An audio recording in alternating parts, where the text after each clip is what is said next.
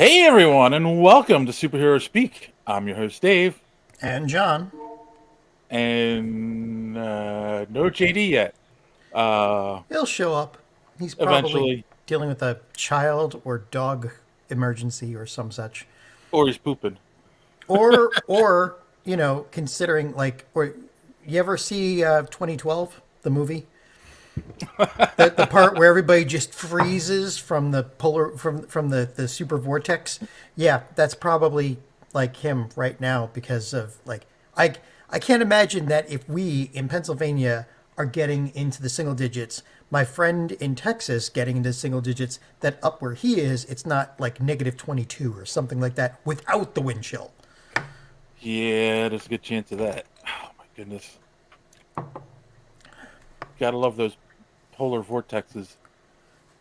Well, Uh, you screw with the planet, and the ice melts, and there's not enough to continue the vortex that keeps the polar vortex up at the pole, and in the North Pole, and so it keeps wobbling and coming down here. And while it's down here, there's 70-degree weather up there, melting more ice, and it becomes a feedback system because we're like 1 degree away from God knows what happens after that. Anyway, so yeah. well, If while you've we come here to be depressed, here we are. wait. What are you doing? We don't do that here. Oh, come on. That's not We politics. don't- That's science. No, it's depressing people. Let's not do that. Oh. But wait. We're going to talk about the Fantastic Four movie from 1994. It's like, Yeah. how do we talk about that and not depress people? We'll I don't know, see. I meant it to be a depressed. I just thought it was a bad one. I watched no. All right, no. I'll save it. We'll continue, but stick around for that part, people. Like How's everyone bad. doing? JD, you were running a little late. Everything okay? Yeah, just helping the wife do the dish. Or starting the show tonight, trying to be a husband and dad. So I'm back. Yeah, those times sucks. Family and relationships. Ugh, you just gotta get rid of them all. I would kill for a Prefer relationship. not to. I would literally kill for a relationship right now. With I'm gonna a sane keep mine. person. Yeah. No murders, please. I don't know if my wife's sane, but I can't speak to my wife's sanity, but she's good people. So. Hey, if it works for you two, great. I would love to find somebody who's sane enough, or at least works with me. But So we've been having issues with the internet up here. If there's a problem, because last week on the show, on Mike and I's show, my internet kind of died and was like really bad. So if something's going on, let me know so I can try to troubleshoot stuff. So All right. just like you know. yes, if your video stops, we'll give you the high sign. Okay. Appreciate that. I will say that you are a little choppy at the moment, but Okay. I don't know why. All right. I'm Hello, gonna troubleshoot. I'm gonna troubleshoot. Stand by. Okay. So are we doing like a a Kickstarter for business internet quality for JD? It's not a Kickstarter. They just need to put out better internet, and that's my problem. I need better internet here, like offered to me. It hasn't been a problem until recently. Now it's a problem. Well, you were the one who moved out to the boonies. Blame my wife. Oh, okay. They will probably tell you that you need to go up to the business tier. That's what We're on it. most internet You're on it. companies do. Yeah, we're on the best that they are for the area. Are you shitting me? Really? I swear to God. And let me guess, there's nobody else providing in the area. No. No. I live in the sticks. And we're back to the depression thing again. Okay, I will. I'm not allowed to actually talk about that part. I think. I mean, I could probably, but no. I mean, the reason for the no competition thing. Oh, yeah. Well, that's. Yeah, Yeah, we all know that. this is so much fun. Anyway, How are you, John? What's new in your world? Nothing. Getting back into the swing of work, Yeah. for the beginning of the year. Um, yeah, like other than that, um, I've got nothing really. Um, there is one thing. JD, if you are, let's see, JD, did he freeze? He froze. Damn I it! froze. You froze. Yeah. I thought I'm just I'm doing stuff. If it's a Okay. problem, I'm gonna do this. Okay. Okay. Because when he comes back, I've got a new anime title for him. I Because can I hear. love I giving can him. You can hear hear? you. Okay. Yeah. Okay. Here it is. Right. I'll lay it on you. The strongest tank's labyrinth raids. A tank with a rare 9999 resistance skill got kicked from the hero's party. That's the title. That's a long title. Yeah, they tend to get very long. It's not one of the weirdest, but it is one of the longer ones. Yeah. But anyway, other than that, it's about to start getting warmer here again, which would be nice. My snowblower, after 3 years of being metaphorically cold and lonely in my garage, finally got used. Got some love. Yeah, it's kind of hard to start something that has 2-year-old gasoline in it. I'm just gonna have to have it serviced every year, whether it gets used or not. Yeah. But we're getting less and less snow here, and more rain, which is not great for my house. So, Yeah. otherwise, got a big project at work I'm trying to get out by the end of this quarter. By March, I'll be open sourcing some of my Java libraries, Ooh. which I'm excited about. So, I actually have not comic things, but computer things going on. That's very nerdy of you. Thank you. That's a compliment. Yeah. You I you want to go while we're waiting for JD? Sure, I'll go while we're waiting for Didi. I'm doing all right. Dealing with the snow as most of us on the East Coast are. No, and it's not a whole lot of snow for the East Coast. I mean, No, well, it's not. I've got a total of 4 or 5 inches at most out there. That's nothing. And it's funny because it was like I saw this meme floating around on the internet where it was, 19 digging your way out to get this 1974 or something like that. Digging your way. 1977, the blizzard of 77. I Yeah, remember it. going to school and like there's piles of snow, and Yeah. it says Shut down 2024. Connecticut for 3 days. I remember that. 2024. There's a dusting and it's a day off. It's like yeah, it's true. Yeah, it makes me feel old when I think about that.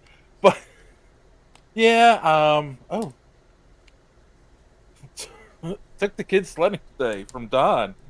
Yeah, Well, yeah, of course. That's what you do. And that's great. I mean, and but the worst part was because because the temperatures are so low, everything's freezing, and yeah. trying to get rock salt around here is like trying to Oh yeah, no. You got to get the rock salt a week before it happens. You have to you can I mean that's what I do. I order the pet safe stuff that was the thing. beginning of each year enough to cover the next year because otherwise like it's the worst thing. You hear a snowstorm or a blizzard is coming and everybody's going to be going to Home Depot and snatching up all Well, the shovels and everything. and that's what I'm saying. Like I was able to finally get some, and it was the PetSmart stuff or Pet Safe stuff. Pet and, safe. and I didn't get it because I care about animals. Yeah. Because I have a cat. I don't have everything that goes outside. I got it because it's all they had, and it's all they had because it's usually like twice as much as the regular rock salt. So, which I mean, it's fine, but It doesn't matter. It was in single digits here, and even rock salt stops working under 20 degrees. I mean, like Monday night we're looking at the temperatures, going, well, we're not going to. It's like Tuesday we get the snow overnight into Tuesday. Don't go to work. Wednesday they're like, you're coming to work, right? fuck no. It's like there's still salt and ice mixed on the road out in my, Yeah. out on the road in front of my house. There's no way because it was like 8 degrees. It wasn't Oh, melting. dude, last Friday we were off school, right? We got belted with snow last Friday. Yeah. It was awful over the weekend. And then Monday it was pretty damn cold, but we had Martin Luther King Day, so we were off. Yep. Tuesday everybody had to go back to work. Wednesday everything was canceled because it was just sub-zero, Yeah. like negative 11 wind chills and stuff like that. It was obscene. Nice.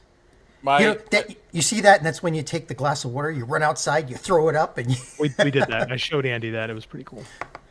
my girlfriend's son, who goes to school in Millersville, which is like an hour and a half drive from where we live in Philly, and his first day was supposed to be Tuesday, the day after MLK, and he gets an email apparently on Monday that there's a dorm meeting at 6:30 that night on Monday. So they quickly packed the car up and left to make sure they could get him there on time.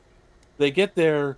They unload the van. He brings all his stuff inside. Then he comes out and goes, "Yeah, everything was canceled and moved back at 24 hours. So I don't start school until Wednesday, and the dorm meeting's tomorrow." And it was like, yeah, school and communications. Yes. That's right, everybody. Old people love talking about the weather, man. Yeah. Well, I mean, it's annoying right now. So Although there is one... When it's this fucking cold out, man, you talk about it because it's True. obscenely cold outside right now. yeah. My wife criticized my coat. She goes, "You should wear this other coat," and she was wrong. That other coat was way colder. I was getting gas, and my teeth were chattering. I walked in the gas station just to get out of the cold, and I couldn't stop my teeth from chattering. It was obscene. You want to hear something really sad, though? And JD, you're old enough to even remember this. Like when you were young and in like grade school, right? Mm-hmm. When you heard there was going to be a blizzard or something, you would wait to hear if school was canceled and you had a free day, right? Yep. Now I'm talking to my next door neighbors, and they're like, "Oh no, they said they canceled school and it's online classes now. You don't get the day off." John, That's ridiculous. What do I do for a living? Yeah, I know. Like, yeah, that's what we do. We have e-learning days, and you know what? They're freaking awesome because then you don't have to have eat up in your summertime.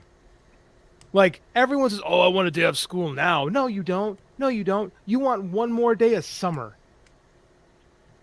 Cassandra jerk. Yeah, yeah. You want one more day of summer. It's 55 degrees here. I had to put on pants. Fuck you.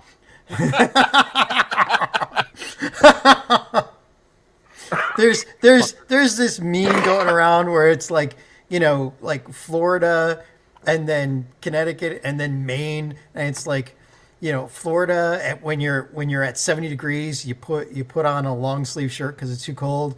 In Connecticut, it hits 40 degrees, you put on a long sleeve shirt. In Maine, it's like it hit above zero, maybe I should, or hit below zero, maybe I should put on a t-shirt. It's like, Yeah. So it's hilarious, but no, I would rather have the surprise day off. But then again, what I do for work is like, I get to work from home. I did that for 3 years. Yeah. So it's, damn it. Yeah, I but always it's work from home. It's different with this, man. Like I'm telling you, when it's nice outside, you would much rather be outside or Yeah. enjoying yourself because you can't do anything in the cold. You stay inside. You don't have a snow day. You have a freeze your nuts off day. Yeah, when it hits 40 degrees for the summer for where you are, I mean, you definitely want to go outside. I live in Chicago. I don't live in Nome, Alaska. Dude, are you aware of how hot it gets in the Midwest in the summertime? Like, here's the appeal of the Midwest. In the winter, it's below zero most of the time. In the spring, it rains constantly. It's gray all year round. Then, blue blocker because it's messing with my eyes. And then, Drew, thank you for the question. Then, in the summertime, it's 100 degrees. But for 3 months in the fall, 2 months, September and October, it's absolutely gorgeous here. And you fight for those 2 sensational months.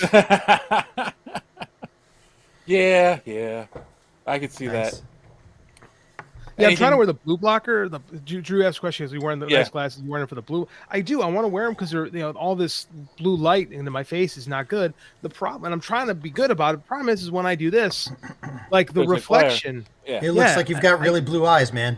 no, and I need to get the spray that like we have it for film sets. You spray it on there. I just haven't. I'm just lazy, and I haven't done it.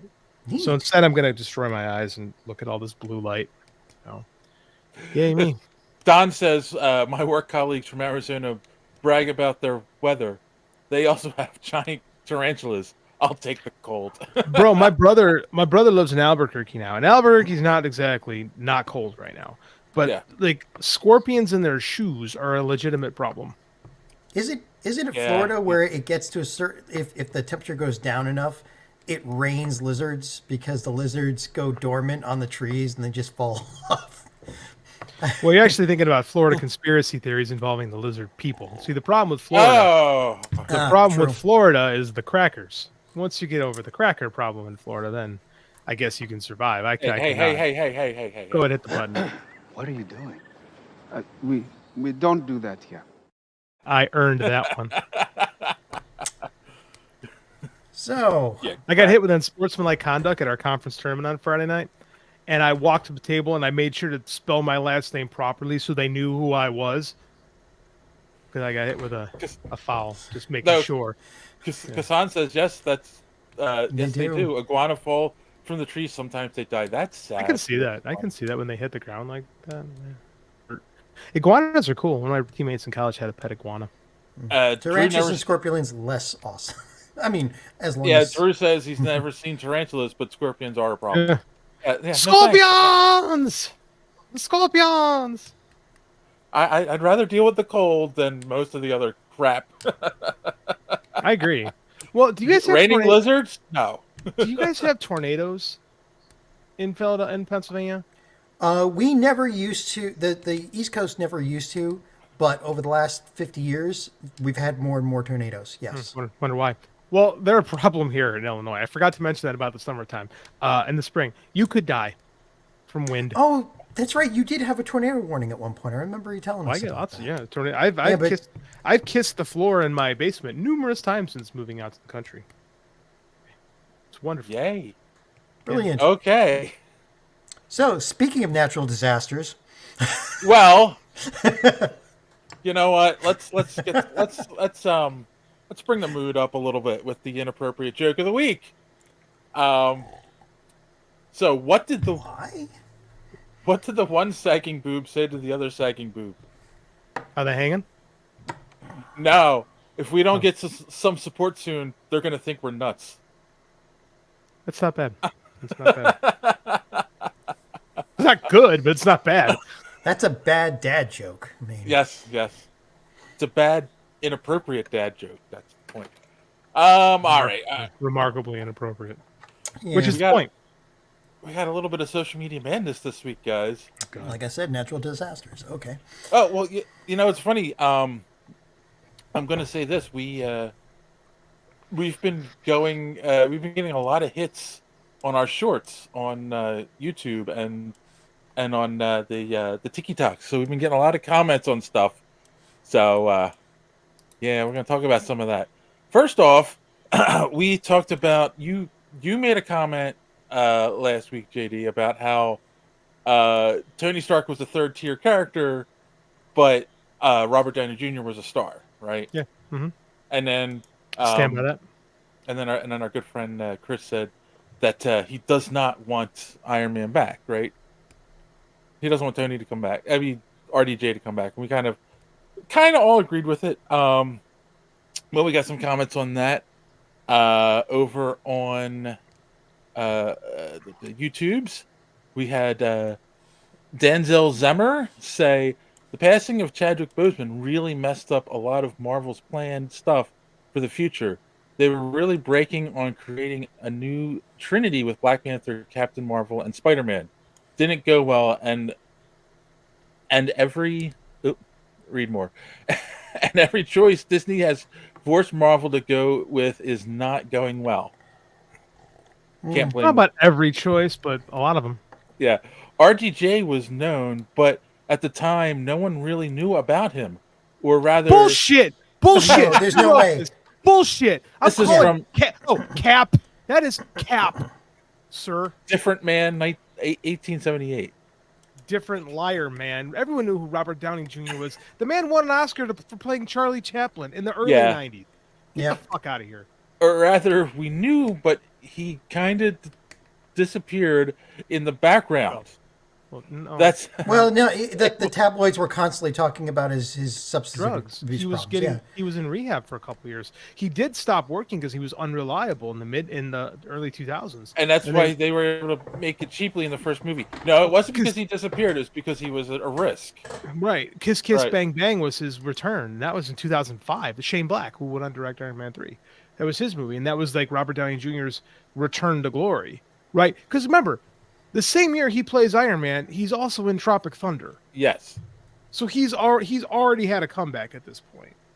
Right? And that neither movie predicated the other. Like they both casted him because he was Robert Downey Jr. So get out of here with that take. Surprisingly good in Tropic Thunder. Surprisingly good. He's a genius. Rather controversial performance today.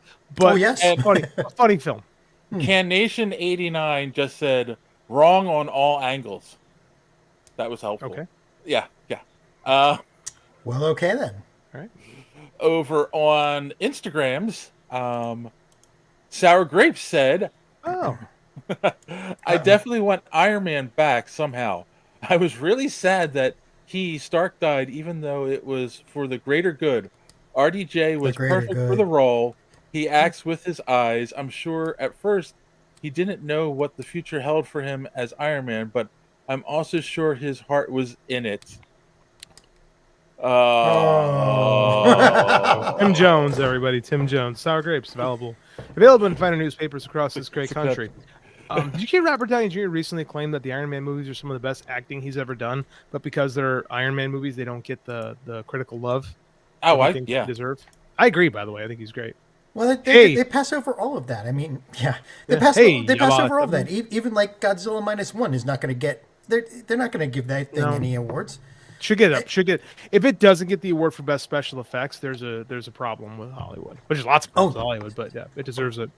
Yeah. Well, even some of the acting, maybe supporting actress, maybe actor actress. Like I mean it's a foreign film, and very rarely do foreign films, like foreign language films, get that type of love for acting in the Oscars. Like from the foreign press, you'll get that kind of love. But I mean, I don't expect that to happen. Would you all like to be in an MMA edit for TikTok? Define MMA like mixed martial arts. Yeah, I don't know. Like go Yabob. Yabob, is that what we're talking? Yabob. Tell me more. Well, wait. Well, why don't you contact us? We'll read it underneath. Yeah. Yeah. Drew. Drew saw it. It's a great movie. Yeah. Yes, sir. Mixed martial arts. What are you thinking, man? What are you doing? Let us know. We're game. We just need to know what you're using us for. Of course, the wrestling guy is interested. All right. I can.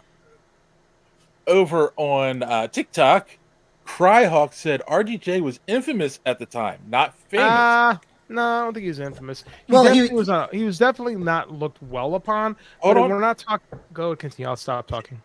He was It was what JD said. He was not considered a home run cast at the time. He ended up being the best choice ever, but it wasn't seen that way at first.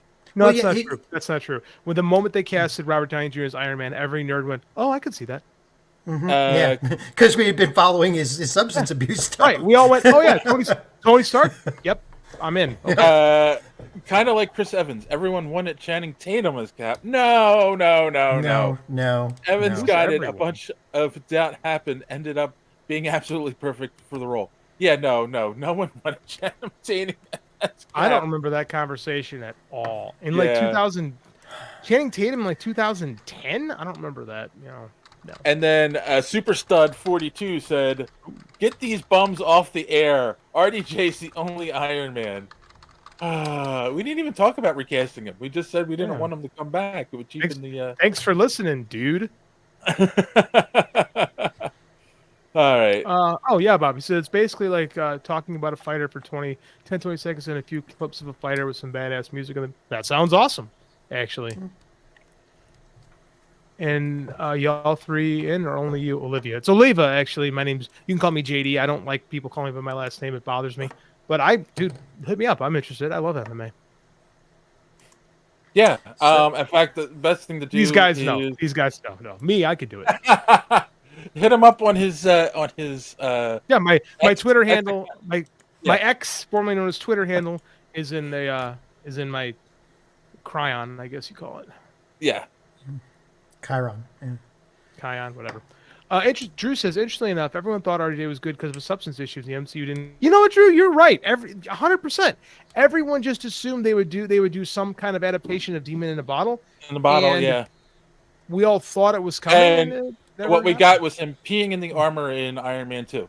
It's closest we got. The original script for Iron Man 2 was more akin to that, but they just didn't go on that route, which is interesting. I'm very surprised. Guys, I made a mistake and accidentally unplugged my internet. I'll be back. Okay. Wow. It was working really good for being unplugged. It was. Okay then. All right, and then we also talked about Marvel slowing down. Because they only have one movie coming out next year.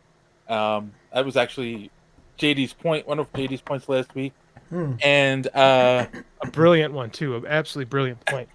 Who said it? Oh, yeah, it was me.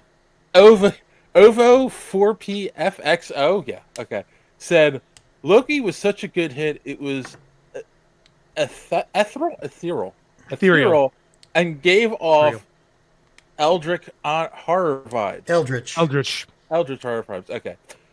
When they talked about Kang and the multiverse, Secret Wars had such a good premise.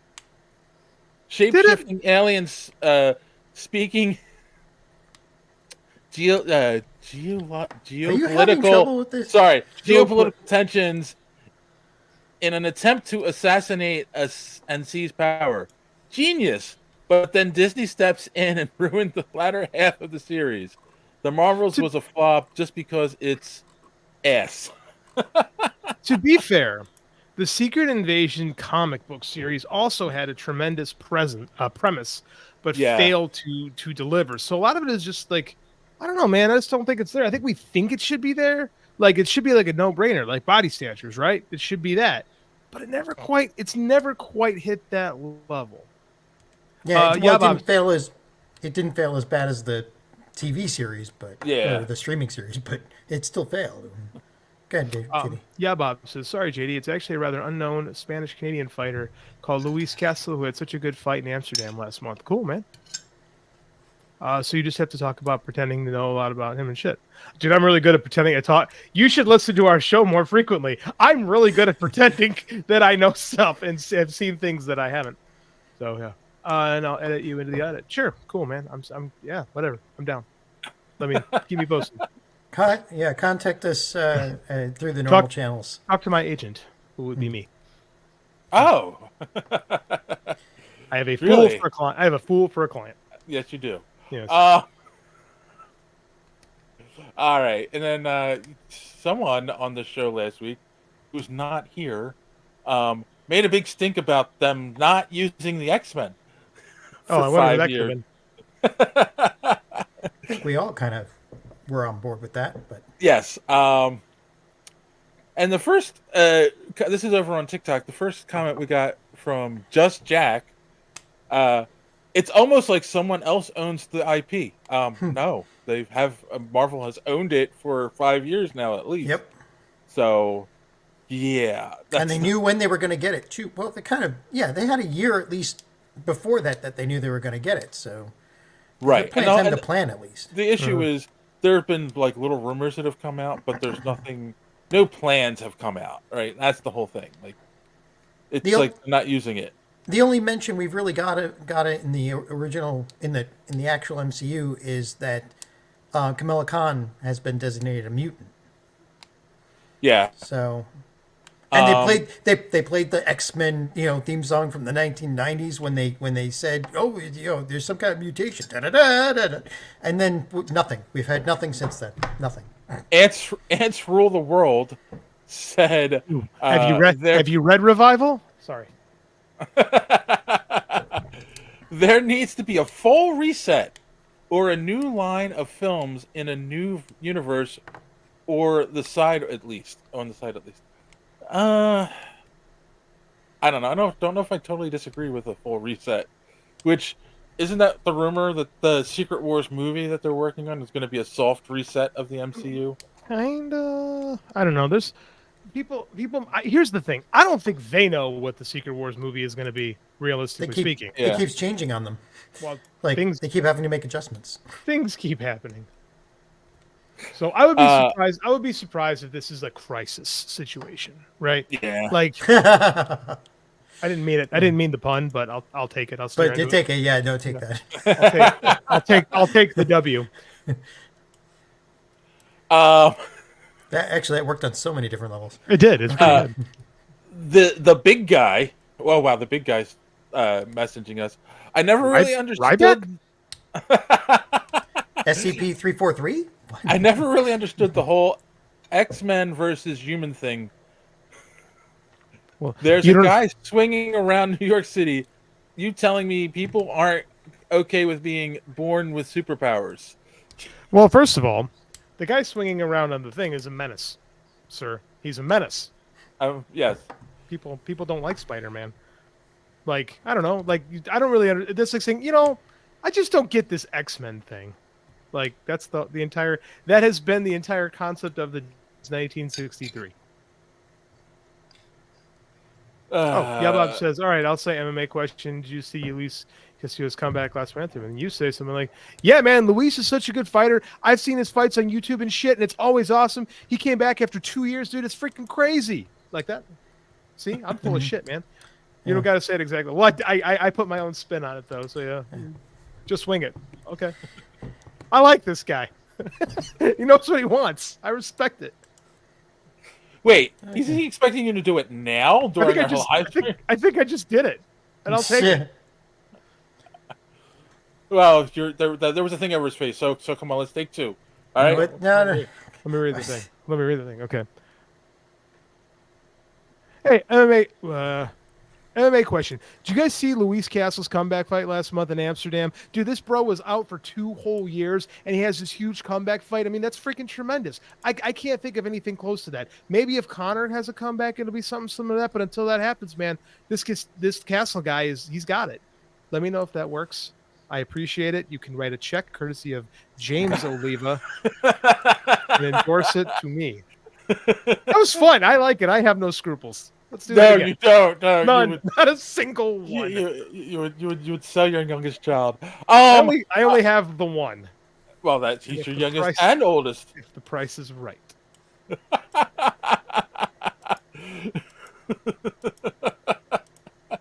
All right.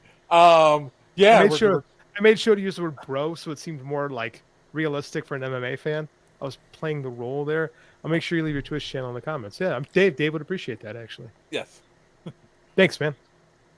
You're actually so cool. Thanks, dude. I like you too. He's all right. I'm pretty cool. And then finally, Random Randy Savage said, I mean, would you want the creative team to use the X-Men now? If this team can't get these old heads to the C-listers, they would just piss away the X-Men. A fair point. When my man's right, he's kind of right. A fair point. Sometimes. Alrighty. And then finally, I did ask a question this week, right? Because This has been the longest social media madness we've ever done. No. First Are off, you sure? you did another podcast in the middle of this. Hey, man, I got a job offer, and I took it. While I'm currently doing your current job. Hey, it's what you do. You do what you got to do. So there's that problem. And then the other problem was that that we've been getting a lot of hits on social media this week. So, And I wanted to ask, we're talking about Roger Corman's Fantastic Four this week. So I asked the audience, What do we ask the audience? Dave, there's a way in Streamer you can actually show these things while we're talking about them.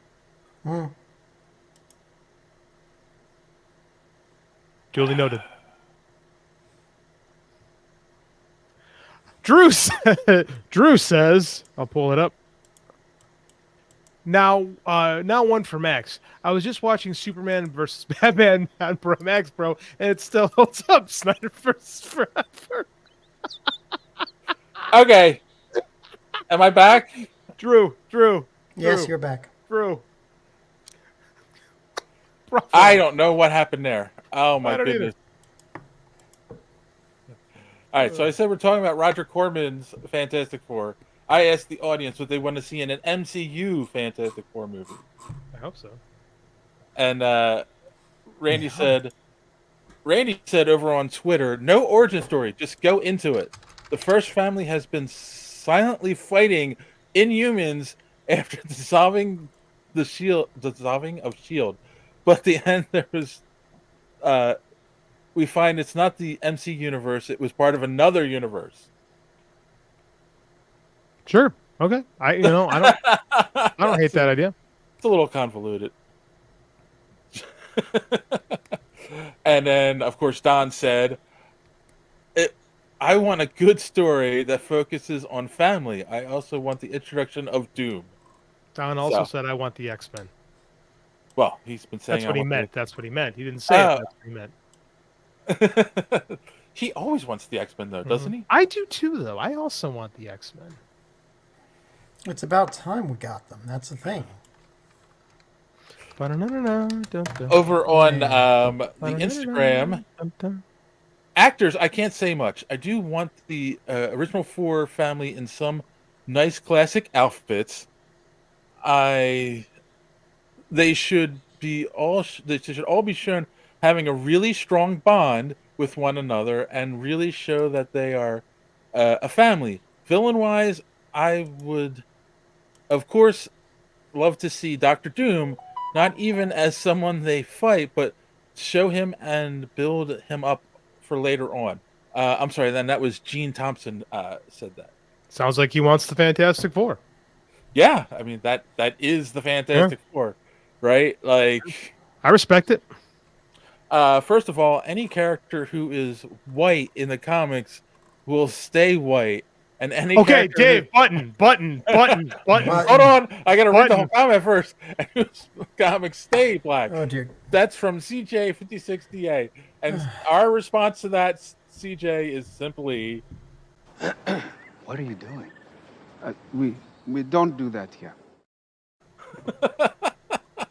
Yeah, the racism. We don't do the racism here. Don says, you caught me. LOL, I really want the X-Men in the FF movie. I do too. I want the X-Men. What do we got to do? We've got to... I was so happy at the Marvel's post-credit sequence when Kelsey Grammer, his voice, Yeah. we gotta be like, I liked the Marvels. Like, it was fine. But I came out of that movie really happy specifically because of that. And I think I messaged you after I got it. Because, like, Dave! And I think I texted Don. I was like, Don! Like, I was, like, on cloud 9 when that happened. Made me ignore a lot of really big problems. Because when we were on the show, we were talking about the Marvels. And I'm like, yeah, this movie does have problems. Like, oh, yeah. I watched a movie for that after credit scene. Yeah. Okay, and then finally over on TikTok, I don't Joncho? I don't even know how to say that name. I think they should avoid Doom in at least the first movie. You got to build up to Doom. Here's where I'm at on this. I think that you are cocky if you think you're going to get more movies. I call this the Green Lantern paradox.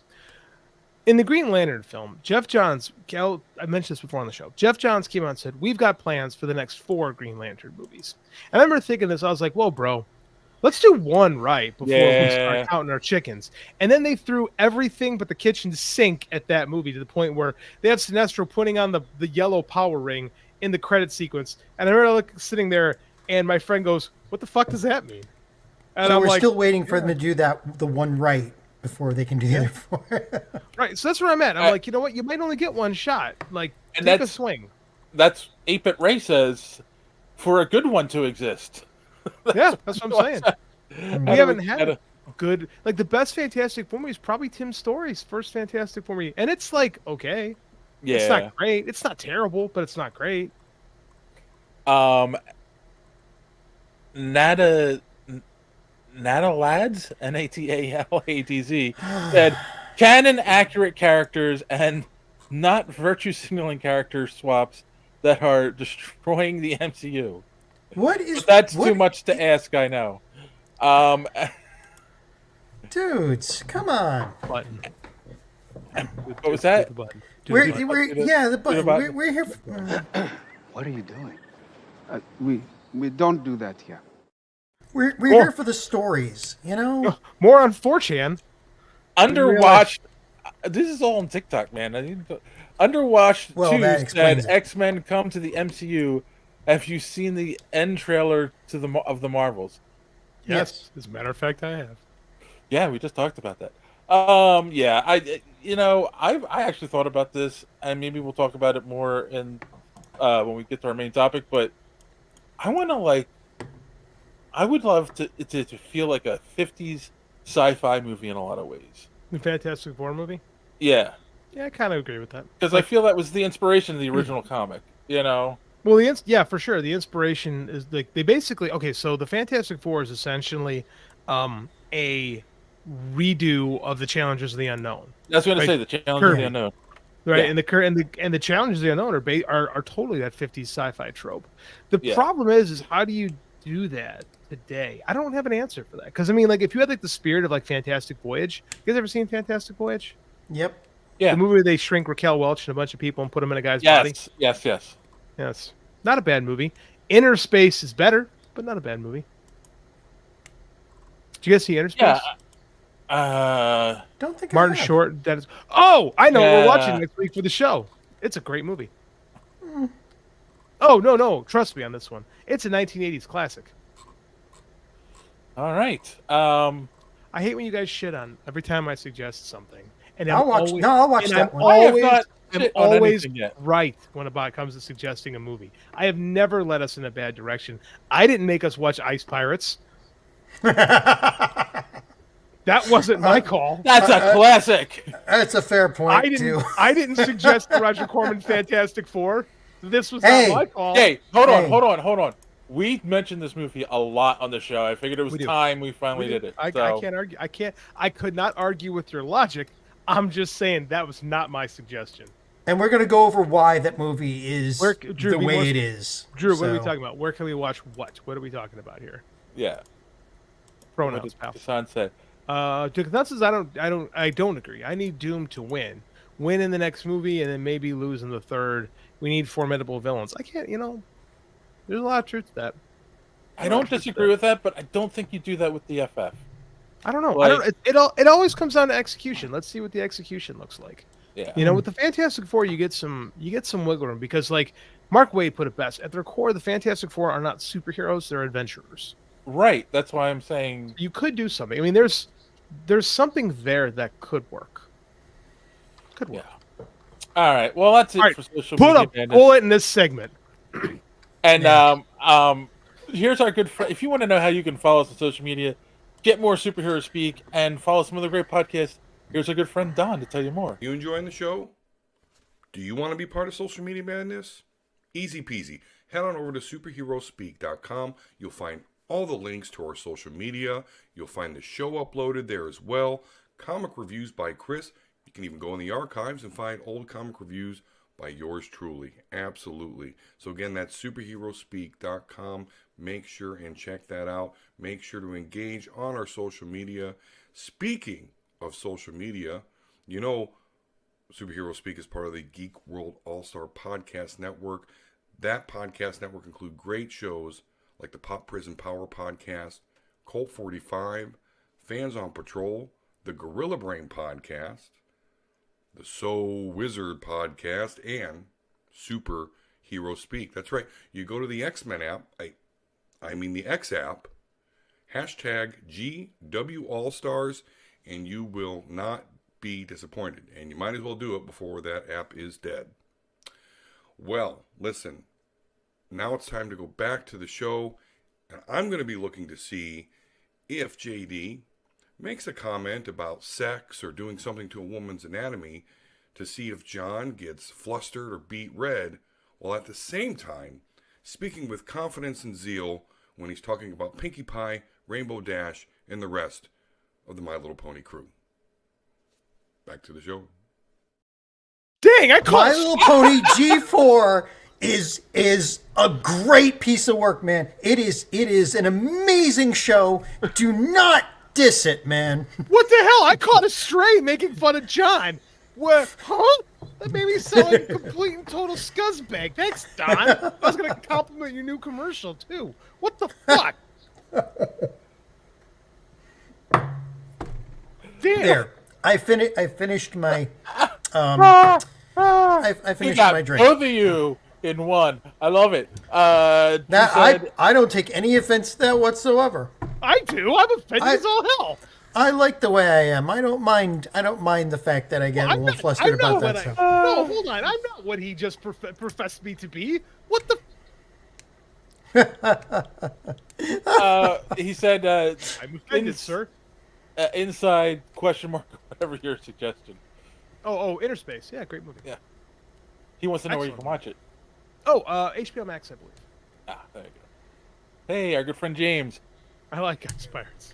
Any movie Space Herpes. Yeah, that was Space that herpes, Was, yep. that was what broke me. Oh, there's Don in the chat thinking he's hilarious. Your lighting sucked. I missed the blue lighting, sir. I'll give you that.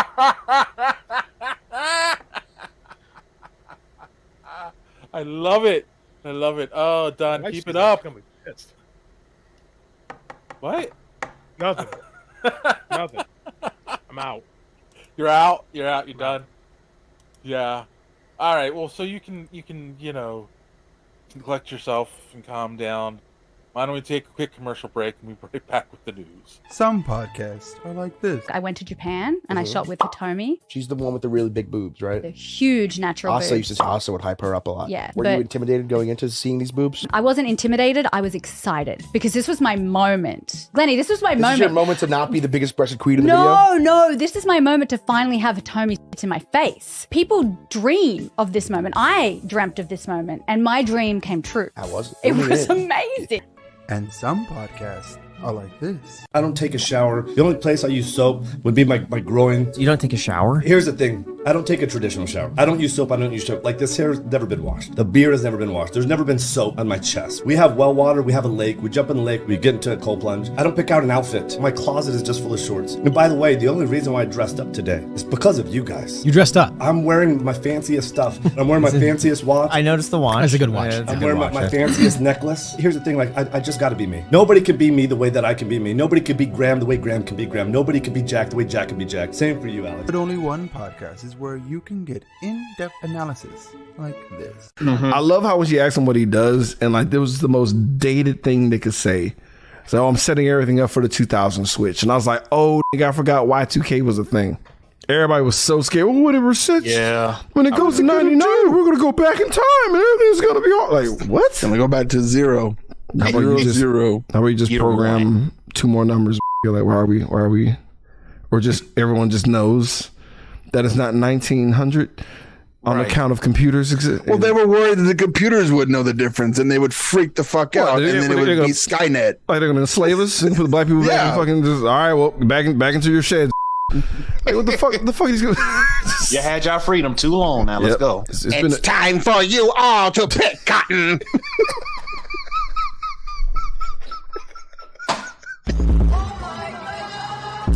You are now listening to Cult 45. This is Beat 'em Down. And I'm Random Randy Savage. Find us on all your podcatching apps like Podbean or Spotify, and follow us on Twitter, Instagram, and Facebook, or just go to www.cult45podcast.com. Also, check out our YouTube for that sweet, sweet video content. Cult 45, the only podcast that puts hair on your chest.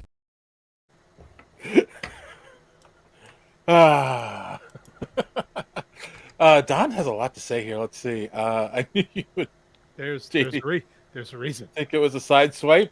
Blue is for nighttime. And JD forgets he did that 3 shows in a row.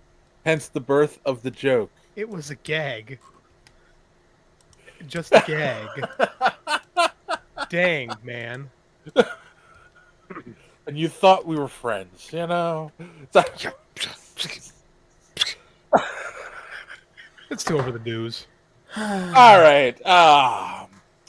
So first off, this came out just a couple days ago. What's her face from She-Hulk?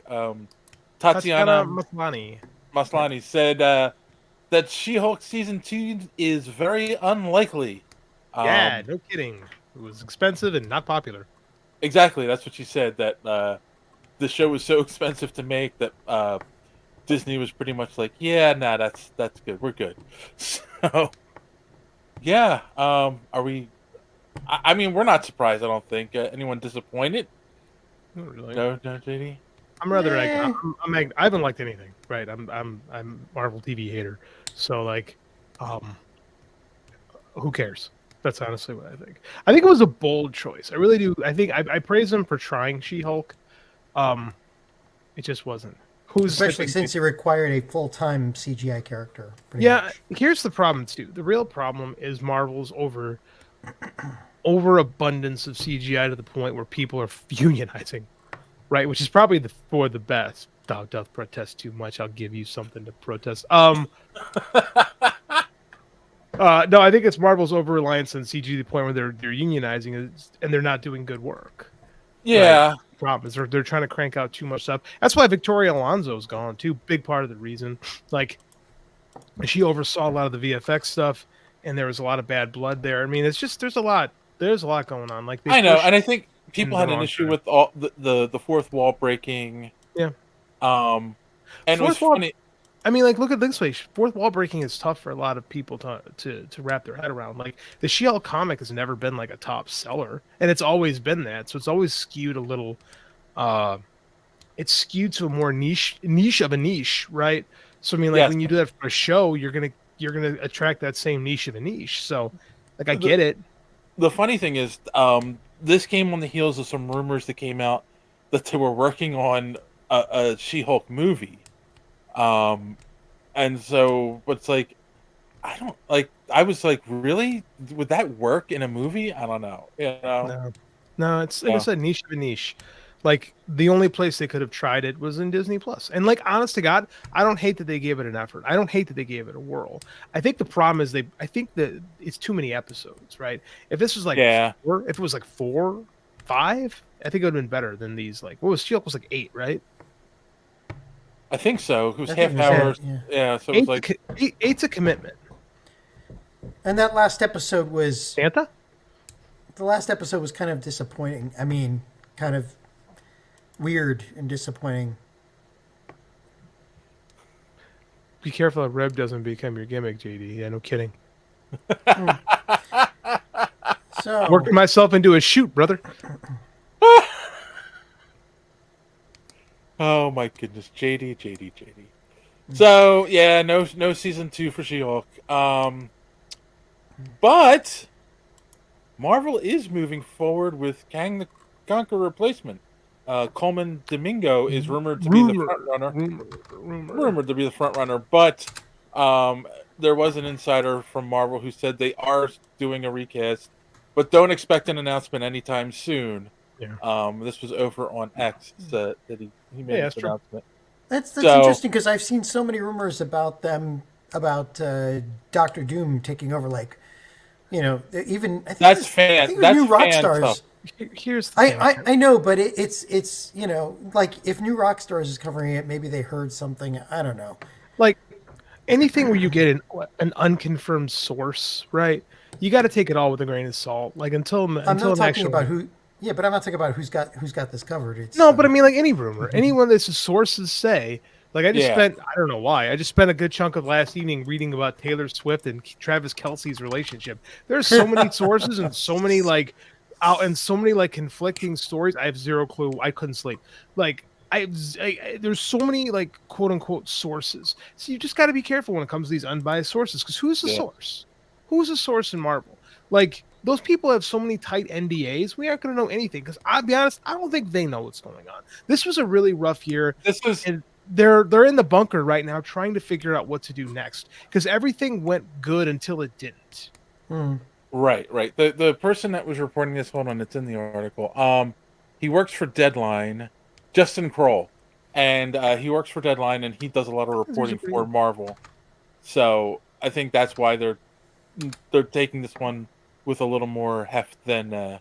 I get it, but I mean, like I said, like they might. You can't have a front runner if you're saying don't expect an announcement soon. Yeah. Like, there's a lot because how many times have we reported on a front runner? Have we talked about reports on a front runner for Mr. Fantastic?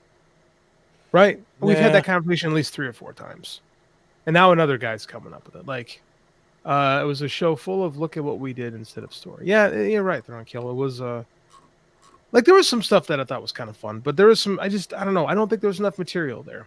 Kassan says someone else mentioned that She-Hulk would be difficult to roll into an Avengers movies, just the way it left the movie and changed the story and through the studio making things complex and empty. Yeah, like I said, man, but that's She-Hulk, and there's a reason why she's not been with the. There's not an extensive history of She-Hulk with the Avengers. She's a member of the Avengers, but not like the most popular version of She-Hulk. Kassan says the people at Deadpool did fourth wall better than She-Hulk writers. Yeah, I agree with that. Yeah. Deadpool, honestly, Deadpool as a character does fourth wall better than the She-Hulk stuff did. Even though She-Hulk and Howard the Duck did fourth wall breaking before he did. That's true. No. Let us not speak of Howard the Duck. No, true. We don't have Ironheart be Kang. Trust me, bro. It's the all-knowing source. Yeah. That's how I feel about a lot of these things. It's like it is. It's a lot of trust me, bro. I got this. This is what's happening. Like a lot of these rumors about like the MCU, the Marvel hating Christensen for Reed Richards. You lost me there, my friend. You lost me there. Yeah, that's an interesting one. I don't know. He's on a redemption arc, right? We talked about that last week. He is, but I don't want to see him play. I don't think he's right for Reed Richards. Yeah. And it has been confirmed, though. The MCU Fantastic Four movie starts production Q3 of this year. So, yeah, we're definitely going to get enough. Wait, it starts Q3? Q3. Production Q3. Yeah. Okay. Q3. I mean, better start September, casting. October. I mean, July, August, September. You better start getting casting. Yeah, which to me that kind of puts weight on the what's his name, Pedro Pascal, because if we're getting that close to production, they've got to be starting to cast or at least looking. Yeah. So, well, Superman's starting production in Q2, and they've had a cast for quite some time. Right. So, I don't know. Hey, speaking of cast, that's a cat. Yes. We just saw Cat Bung on the television. Or television. Jeez, how old am I? On the computer. Television. Yes, this is the problem with live television. Cats everywhere. Cat holes. Oh, wait. What did Kassan say? Dave's cat. You should have her podcast every week. That's true. I got Astro here, but he don't try to get on camera. No. I don't see John's cats this week. Sometimes they're behind him. They're sneaky. John's cats are dickheads. Jasmine's laying underneath the desk. She doesn't. She's gotten old, so she doesn't move around a lot much. So Parker is somewhere. He'll attack me when I least expect it. That was all the news I brought this week, though. So it's been a slow month. It has. It's been a very slow January for nerd news. Yeah, like there's been a lot of comic book news, but nothing even that's not worth talking about. I went to the shop last week and I picked up a couple things. I picked up the based on Chris's recommendation, I picked up Transformers #1. It's really good. It's really good. I was wow, this is really good. And I also picked up Mark Waid's. I backtracked a little bit. Mark Waid's World's Finest #1. It's good. I tried to get my hands on the Hickman Ultimate Spider-Man book, but it was sold out. So I'm gonna have to go back when they get the new printing out. I'm gonna have to read that Transformers book because everyone. It's good. You're gonna like it. You're gonna like it. Yeah. Okay. If you think I'm gonna like it, then I know you. I know you have been on the show long enough. You're gonna click with this one. All right. I will definitely check it out then. All right. Well, I think then the only thing we could do now is take a quick commercial break and come back and talk. Before let's button this before we go. Drew asked me if I read the IDW Transformers. Sir Andy Schmidt, my teacher, was the original editor on that run for the IDW Transformers. I read it originally. I didn't love it. It was okay. Didn't love it. I think this one's a lot better, actually. So far, it's only a handful of issues, and it's been pretty simple. But so far, so good. Big fan. All right. That is all right. All right. Thrawn says looking for Cobra Commander. No, I don't know what's. Cobra Commander's not in the Transformers this time, right? They didn't do a crossover. There might be. I think there actually is a shared universe component to it, but I have not seen it in the first issue of the Transformers. Okay. Couldn't speak on. All right. Speak on that. Well, there is in the movies now. There is. That is the thing. Kinda. No, not kinda. Straight up. Did you not see the Rise of the Beast? Oh no, they're not. No, depends. Is the same universe. Yeah. But are they? Yeah, G.I. Joe tried to recruit the guy from. Right. No. I know. I saw the movie, but I don't know if they're gonna like actually do that though. You think they will? They wouldn't put it in there if there wasn't at least a plan. Now they didn't make a lot of money. Bud Nothing made a lot of money this year, so who knows what's going to happen in the future? Right. All these studios got to go. I got no ideas left. Yeah. This is true. All right. Now we're going to take a quick commercial break and be right back with our main topic. One more thing. No, what? I thought you were going to cut me.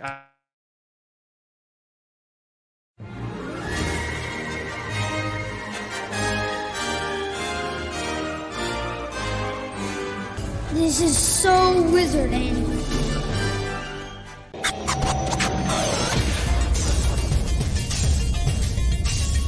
Broadcasting very fast and very dangerous from the planet Malistair. You are listening to So Wizard. You're thinking people gonna die? The only podcast to make the Kessel run in under 12 parsecs. There'll be no one to stop us this time. I am your host, Joey DiCarlo, and with me, my co-hosts, the queen of all nerds, Aubrey Litchfield, and the expert, Mr. Marquis, Marcellus Ray. You are listening to So Wizard Podcast, where three friends review movies, TV, and sometimes more, podcasting weekly on the Geek World All-Stars Podcast Network. Marcellus Reagans, please tell the listeners where they can find more So Wizard Podcast. Everybody, you can head on over to SoWizardPodcast.com, and there you're going to find a brand new episode every week. Find So Wizard on all podcasting streaming platforms, such as iTunes, Spotify, Good Pods, and pretty much wherever you can find a podcast. Check out our YouTube page, where new content is being uploaded regularly. We also have a Patreon page. For as little as $1 a month, you can receive exclusive bonus content while you're supporting the show. No, I didn't. First of all, a podcast takes a lot of work, okay? You have to organize the guests, you have to do a Google Calendar, and then you build a following. It takes a long time, and I've been working on it for a while. We don't have a Google Calendar. Perhaps that's our problem. Oh, yeah, that's we need a Google Calendar. Calendar. We need more guests. We haven't had guests on in a while. We had two on last week. Not that. I mean. Oh yeah, you're right. That will be fixed next week. By the way, or does that mean I don't have to come? What? Does that mean I don't have to come? Oh no, it doesn't. I'm going to say this as I say every. I haven't said it in a while, but I try to say it a lot. If you're a podcast and you'd like to be an advertised on this show, make a quick 30-second to 1 minute ad, not like Colt 45, and send it on over to us, and we'll be glad to show it during the podcast. Or just ask us to do a read in the middle of our show. I'll do it. Apparently, John. I'm JD. JD's. Sorry. Apparently, I know that's an insult. Apparently, JD will work two jobs at once. And while you're here, I haven't said this yet. This show, if you're not, please click that subscribe button. Click that bell for notifications so you don't miss us when we go live on Sunday nights at 8:30 Eastern. And all right. Oh wait, what did Kassan say here? I do have a suggestion. Okay. Kassan says, I do have a suggestion. Create a Discord channel. You'll pull more people in and possibly gather more stories for your shows. I think we have a Discord channel that we don't use. We do. And the link is in the description of the shows. Every week. Is it the good link? The one with the never ending? I'll tell you something. Mike and I are on the Voices of wrestling Discord, and that place is a madhouse. It gets a lot of attention. So I mean, like, if someone were to be willing to nurture it, like someone who worked in front of a computer all day and didn't talk to children, like, I think it could be something. I have Discord open all day and nobody's joined. So, But here's the thing though. You could say I have this thing, but what are you doing to promote it? Like we gotta. It's like a Patreon. Like you got a Patreon, but what are we doing to nurture it? Like what are we doing argue to, with like, Dave about feed it? getting the link in the description. That's how they, while gotta we're live. It's in the description right now. If wherever you're watching this, it's in the description. It says join the Discord, and there's a link. So But we don't like. So damn it, people. No, but that's the thing is like we gotta like invite people and nurture it and like have like conversations and do stuff. And I'm not over there. Best match from last SmackDown, JD. I don't watch WWE. I hate WWE with the fiery passion of 1,000 suns. If Kazuchika signs with the WWE, I will never watch another one of his matches again. I am an AEW New Japan fan for life. And CMLL. Wow. Love CMLL. Yeah, hate WWE.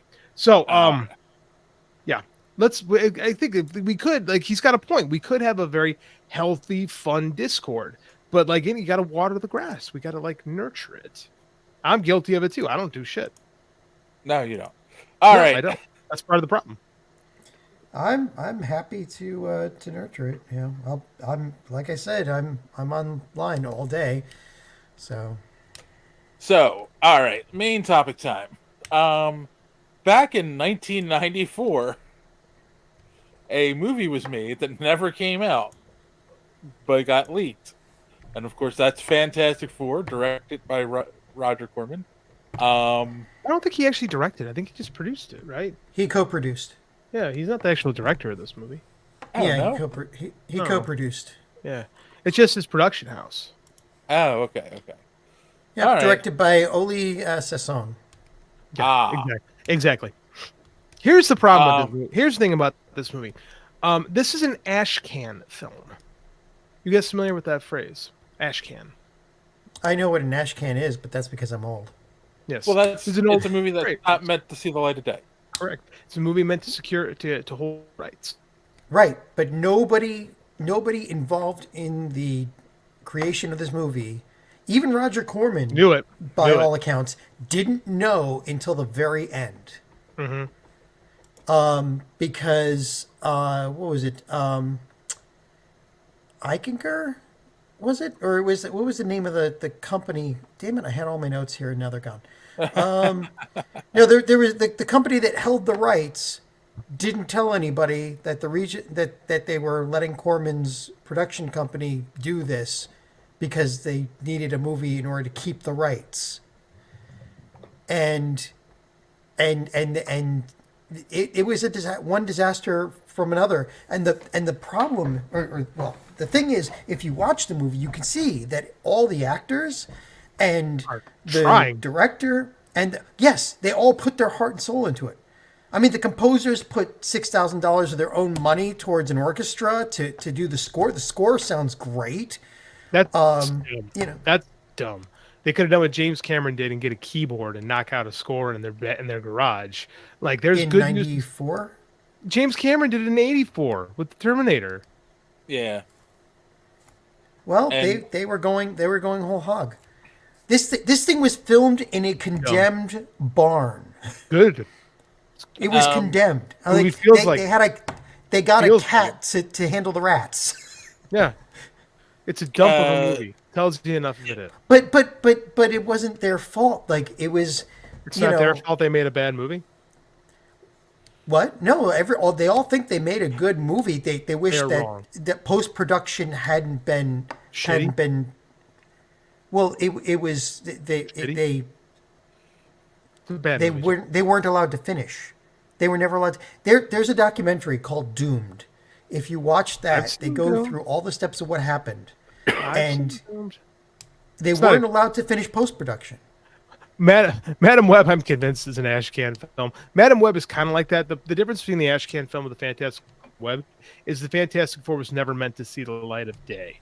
Like they much like unlike the Captain America movie from Albert Payan that I believe 21st Century Studios put out. Like that movie, I remember going to the mall and seeing posters for the Captain America movie. I remember They had seeing a ended- teaser trailer in the theater. I never saw a teaser trailer, but I remember the posters vividly. That movie never came out because it was bad, and they just couldn't get the release together because they didn't have enough money. This movie never was planning on seeing the light of day, and this movie actually comes out around. There's actually a great story about this in the MCU book. This is the same time that Made to Keep Copyright. Exactly, I think that's what I said. This movie comes out around the same time as Toy Biz is basically battling Ron Perlman for control of Marvel, right? Yeah. And Avi Arad and crew take control of Marvel, right? And then they just go, "Oh God, this movie's coming!" Like nobody really knew this was a thing, and they're like, "Just make it go away. Just make it go away." And that's what. Well, they wanted to go away because they it's was bad. it. Well, no, it wasn't. It was. They were going. Well, they were. I think. Look. Wait. So, Bernard Eichinger, and his production company, Constantin Film, they own the rights to Fantastic Four, and they needed a film in order to fulfill their contract to be able to keep the rights. Mm-hmm. So they say let's give this so that they could sell them back. Well, later on. Yeah, but the problem was that also in the works at that time was Warner Brothers and Constantin Films trying to make a big budget Fantastic Four film. Now it came a little bit later, but that still didn't change the fact that this thing was coming out. John, here's the thing: couldn't do anything, right? Stan Lee and Avi Arad, they didn't want this movie. Like this is a bad deal made from when Perlman is running Marvel, right? When he was just selling out those things, right? When Avi Arad and those guys take control of Marvel, the first thing they try to do is recoup all of their IP. All their IP. This is the same era that James Cameron is working on his pitch for his scriptment, we'll call it, for Spider-Man. This is the time that Starlog is going crazy because Marvel is trying to get their studio things going, and it's not going great. But the last thing they wanted was this thing out there. Again, this movie was not made to get a release, but it could have gotten a home video release. Right? We talk about that. This very easily could have gone to home video, and Corman's people could have recouped their money. That's the irony of it, is that because of the story behind this and how everything went down, so many more people have seen this movie than it probably would have ever gotten. That's what I was going to say. Release, right? That's what makes this movie the most fascinating, is that almost immediately it got leaked, which makes me wonder if someone who actually worked on the movie and then when they were done knew it wasn't coming out. One of the I think it was the director. First off, the director tried to go into the warehouse, Roger Corman's warehouse, and find the negative, and apparently it had already been grabbed and all the was it the negative and I guess the first copies or whatever, they were all taken. So he had he had a transfer. He had one transfer copy. He brought it to a place to get some copies made just in case, and they think that's where the leak happened, where the guy who was making the copies, took one look at it and said, "Holy shit, this is the Fantastic Four movie. I'll take one copy for myself." And that's where all the other copies came from. Wildly illegal. Yes. Now, yes. What worked about this is an era where pirated videos become really popular, right? In the 80s and 90s was like the era, and you would go to flea markets and you would find all these pirated videos, right? I remember going to these things in the 90s, and I would be looking for knockoff wrestling tapes and stuff. That's like how that. I got Akira. Yeah, and that's how I also got the Star Wars Holiday Special. There's just a very similar story. There's just enough copies floating around, and it's a shit VHS transfer that everyone has seen. No one's actually. And so a lot of them were transfers of transfers of transfers. Yeah, exactly. It's your copies of copies. Right, which streamer offers this movie? YouTube. You can watch. Yeah, it on YouTube. of all the places, YouTube has got. It's not a real, because it's not a real movie, right? Yeah. No one Marvel owns the right technically now because it's theirs, but they're not going to release it. They have zero. I always thought I have a theory that if physical media was still a thing, if Marvel could have released the Fantastic, maybe it is by the time this Fantastic movie happens, I think we might get 30 of the Fantastic Four movie DVD bonus. You're breaking up there, man. Oh, sorry. God damn it. I'm bailing. I'll be back. So he was saying, yeah, this could have been a bonus feature on one of the Fantastic Four movies. You know, I don't see why they didn't throw it on Disney Plus. To tell you the truth. Well, the thing is, like, even some of the actors, like the guy who played Doom, which was Joseph Culp, interesting son of Robert Culp, Right. Guy who played Agent Maxwell on The Greatest American Hero. But even he was like, just bring me in and I'll redo the voice, because it's really funny. The guy with the Doctor Doom mask, Joseph Culp, he was you can't understand him. You can understand him better than you can the guy who played Bane in the last Batman movie. But still, he was ready to go in at any time and do the voiceover so that he could, ADR. It's called the ADR, right? They were ready. He was ready to go in and do the ADR, and there was no money left by the time, because at that point it started to become apparent that this really was not meant to be released. So Doom sounds like this the whole movie because it's just the microphone. But again, like the guy wearing a mask. Again, like for a Roger Corman film, this is probably one of the this is really, really. But he was making it at the same time as Carnosaur, which is really funny. Carnosaur is a better movie than this. I know, but the thing is that they were hampered at every turn. Yeah, because it wasn't because it wasn't supposed to be a thing. Like this is an exercise in futility for everyone involved. Like nobody had any intention of releasing this movie. It's the producers. This is the producers in real life. Yeah. No, because they weren't. Springtime for Hitler. The producers didn't know that it was not supposed to be made until after they made it and started to go out to comic book. The producers, the movie, the Mel Brooks movie.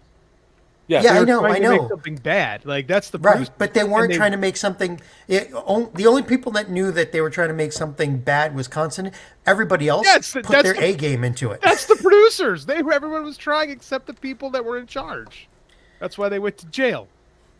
At the end, great movie. So Not the second movie, the first movie. Well, Roger Corman didn't go to jail, but he did get a $1 million check to sell out everybody, and I mean he did it because he's a businessman. But he got $1 million check so that they could take the negative and all the evidence that the movie been made, and the guy from Constantine, I believe it was him. He paid for all the negatives and everything, and then he claims he burned them. I believe it. So, all right. Let's back up a little bit here. Again, this movie was never supposed to come out. It gets leaked. It basically becomes like a nerd cult classic, right? Yeah, for sure. Like everyone who's into comic books has seen this movie, even though you weren't supposed to. So my question is, do you remember the first time you saw this movie and how you saw it? 10 years ago. I was about to say, John, you can go first. 10 years ago, I saw it. And I think it was. Where did I see it? I think it was at a.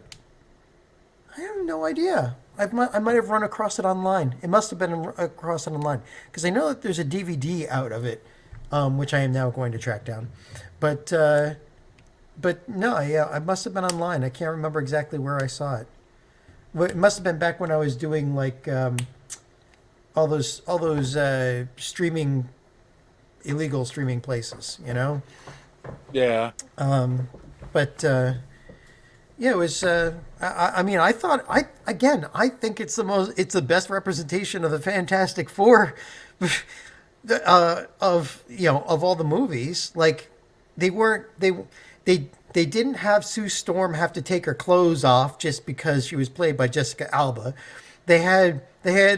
For the money that they had, the Thing costume was actually really good. Thing costume's not bad. It's a highlight of the movie. And Dr. Doom was who he was supposed to be. He was supposed to be the liege lord of Latveria, and he's he was kind of canon. And I was like, if it wasn't, he wasn't. I'm sorry, but intimidating, I am of the mind that this, if they had put a little bit more money into this and they hadn't been undercut at every turn, that this could have been a really, really good movie. All right. Okay. We'll get back to that. JD, do you remember the first time you saw this? Probably about a decade ago. I want to say I was probably in like a CBR forum or something like that, and someone posted the YouTube link. Maybe a decade and a half ago, something like that. Okay. It's been on YouTube for a long time. And I finally, because I wasn't going to pay for this. Like, I could have bought this on VHS numerous times or DVD, and I had no interest. No way. I could have downloaded it off LimeWire. I had no... LimeWire, that's where I saw it. I got it from there. You download LimeWire, you probably got a virus. No, I'm actually too good for that, but... I forgot who I was talking to for a second. I apologize. I downloaded plenty of stuff off LimeWire and did awful things to my dad's computer. I'm really sorry. When I used LimeWire, I had it running in a virtual machine that was controlled. Oh my god! You're a nerd, and I love. So this movie, it's. You know what this is? This is a bunch. This is like all those people. I didn't make a movie, right? And they have their dad's camera, and they got some costumes they put together. And they're editing it with two VHS machines stacked next to each other. It's lowbrow amateur. The acting is as good as you can expect, but it's by no means good. Like it's like Carnosaur. It's a bad, good Roger Corman movie. All right, it's not like Little Shop of Horrors, the Jack Nicholson one, not Brandis one. Like this movie sucks. But I don't see that it sucks because I can see the heart put into it, and I don't think the acting is that bad. God, I've made bad movies. Like I understand the amount of. I believe me, no one understands the amount of time, effort, and soul it takes to make a movie like I do. I get it. I've been there. I've done it. I've made bad movies. Let's call a spade a spade. This movie fucking sucks, and there's a reason why I'm married. Let me tell you my experience with this movie. Dave. I remember. It's got to be 99, 2000, and go to a comic book convention, right? And if you remember, because you don't see them anymore, when you would go to a comic book convention back then, there would be a table somewhere where a guy had a bunch of bootleg DVDs and VHS tapes, stuff that you can't find. And someone had the Fantastic Four movie, and my brother was like, "Ooh, they made a Fantastic Four movie," and he bought it. So we went home and we watched it, and I remember at the time. Now you got to remember, this is before X-Men. This is box is positioned between a bunch of copies of Emmanuel in space and whatnot, and Battle Beyond the Stars. Battle Beyond the Stars. Remember, this was either right after X-Men or right before X-Men. We haven't even had Spider-Man yet. There wasn't talk of a Fantastic Four movie. So, like, I remember watching it going, "Oh, that wasn't too bad." Flash forward to 2024, where I watch it again for the podcast, and I'm like, "God, this is horrible." Butt cheeks, man. This movie is butt cheeks. It's so bad. I don't know why I don't see it that way. I You mean, like yes, it. the production values suck, but that's because it was a Roger Corman film that they did. It wasn't even $1 million. Yeah. They gave him $500,000, and then he made up the other $500,000 by doing the was it the Hollywood magic I'll put this through my production company and I'll lease my own space and all. I can look past the production value of it, right? Like the special effects are 1980s TV level special effects at the most, right? That's kind. That's even kind to say. No, it's about the level of the original Spider-Man movie. The thing is pretty good. The Mr. Fantastic arm stretch is one of the worst things that's ever been committed to celluloid. It's so bad. It's so bad. It's especially throwing the webs and the Nicholas. Oh, that end is a meme. Yes, I that was yeah. Okay, that was bad. Production values aside, like I can look past that. Me too. The story is so weird and convoluted. Makes no sense. Doesn't make any sense. Nope. Like it starts off, you feel like, okay, this is a Doctor Doom and Reed Richards are past their intertwined story, right? Which I still don't get, like, why that's become a thing. And like, you can have Doctor Doom just be Doctor Doom. He doesn't have to be a schoolmate of Reed Richards'